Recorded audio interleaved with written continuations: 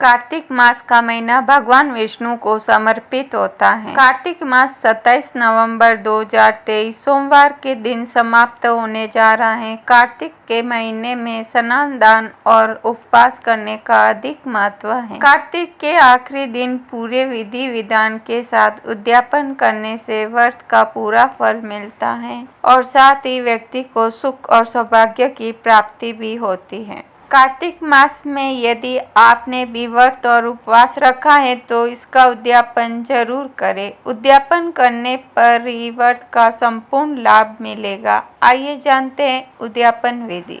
कार्तिक मास में व्रती मनुष्य को कार्तिक शुक्ल पक्ष की चतुर्दशी को व्रत की पूर्ति तथा भगवान विष्णु की प्रसन्नता के लिए उद्यापन करना चाहिए। चतुर्दशी के दिन तुलसी जी के ऊपर एक सुंदर मंडप बनाए जिसमें 4 दरवाजे बने हो। उस मंडप को सुंदर बंदरवार लगाकर उसे पुष्पमय संवर से सुशोभित करें। चारों दरवाजों पर पृथक मिट्टी के 4 द्वारपाल पुण्यशील, सुशील, जय और विजय की स्थापना करके उन सब का पूजन करें। तुलसी के मूल भाग में वेदी पर सर्वोत्भद्र मंडल बनाए जो 4 रंगों से रंजित होकर सुंदर, शोभा संपन्न और अत्यंत मनोहर प्रतीत होता हो। सर्वोत्भद्र के ऊपर पंचरत्न युक्त कलश की स्थापना करें। उसके ऊपर नारियल रखे। इस प्रकार कलश स्थापित करके उसके ऊपर समुद्र कन्या लक्ष्मी जी के साथ शंख, चक्र और गदा धारण करने वाले पीतांबरधारी देवेश्वर श्री हरि विष्णु का पूजन करें। सर्वोत्भद्र मंडल में इंद्र आदि देव लोकपालों का पूजन भी करना चाहिए। भगवान विष्णु की स्वर्णमयी प्रतिमा का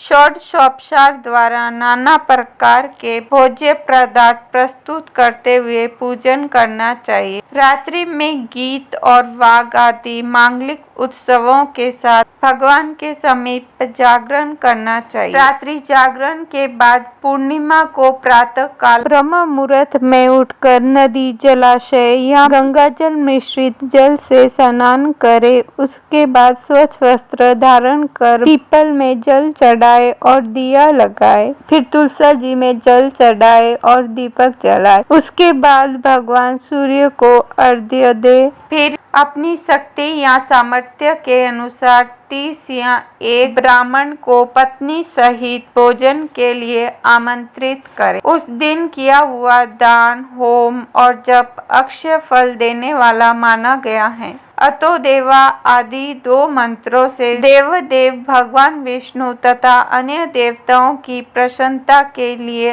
अलग अलग तिल और खीर की आहुति छोड़े। फिर यथाशक्ति दक्षिणा दे, उन्हें प्रणाम करे। इसके बाद भगवान विष्णु, देवगण तथा तुलसी का पूजन करे। क्षमा याचना करके ब्राह्मणों को प्रसन्न करने के बाद उन्हें विदा करे और गौ सहित भगवान विष्णु की स्वर्णमयी प्रतिमा आचार्यों को दान दे। उसके बाद भक्त पुरुष, गुरुजनों और परिवार सहित स्वयं भी भोजन करे। संपूर्ण व्रतों, तीर्थों और दानों से जो फल मिलता है वही इस कार्तिक व्रत का विधि पूर्वक पालन करने से करोड़ों गुना होकर मिलता है। पौराणिक मान्यता में बताया गया है कि भगवान कार्तिक शुक्ल द्वादशी को शयन से उठे और त्रयोदशी को देवताओं ने उनका दर्शन किया तथा चतुर्दशी को सभी देवों ने मिलकर उनका पूजन किया। इसीलिए उद्यापन में चतुर्दशी तिथि को ही श्री लक्ष्मी सहित श्री विष्णु भगवान की पूजा करनी चाहिए। रात्रि में भजन कीर्तन के साथ जागरण करना चाहिए। रात्रि जागरण का अति महत्व होता है। जागरण में जो लोग भजन कीर्तन गाते हैं वे 100